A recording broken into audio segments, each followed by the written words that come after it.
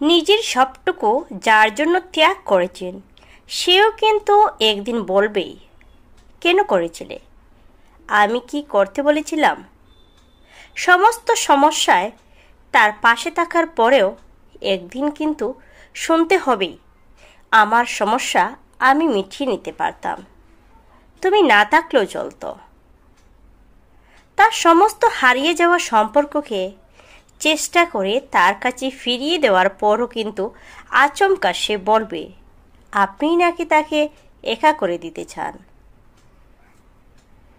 একটা দিন নিজের মতো চাইলেও ব্যস্ততার অজুহাত এসে দাঁড়াবে প্রাচীরের মতো। আসলে অনুভূতিগুলি মরে গেলে রয়ে যায় শুধু যুক্তি আর তর্কের পাহাড়। তখন কথার পিঠে কথা বসে, কে ভুল কে ঠিকের লড়াই চলে। কারণ সেই বিশেষ অনুভূতিগুলো তখন মৃত। তাই যার জন্য সবটুকু ছাড়ছেন সেও একদিন বলবে স্বার্থপর। সেটা বুঝে নিয়েই ত্যাগ করুন, কষ্ট কম পাবেন। কারণ আমরা মুখে যতই বলি, এক্সপেকটেশন রাখি না, আসলে ভিতরে ভিতরে কিছু চাওয়া তো রয়েই যায়। একটা একলা সন্দেহ, একটা নিশ্চিন্ত বিকেল হয়তো তখনও চেয়েই যায় মনে মনে।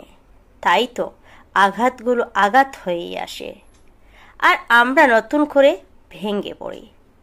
তাই তো মনকে বারংবার বলি, চল জটিল হয়ে যাই। কিন্তু অবাধ্য মন তবু আশা করতে চায় না। আশা থাকলে আশা ভঙ্গ থাকবে নিশ্চিত। জীবনটা ঠিক পাহাড়ের বাঁকের মতো, অসম্ভব রহস্যময়।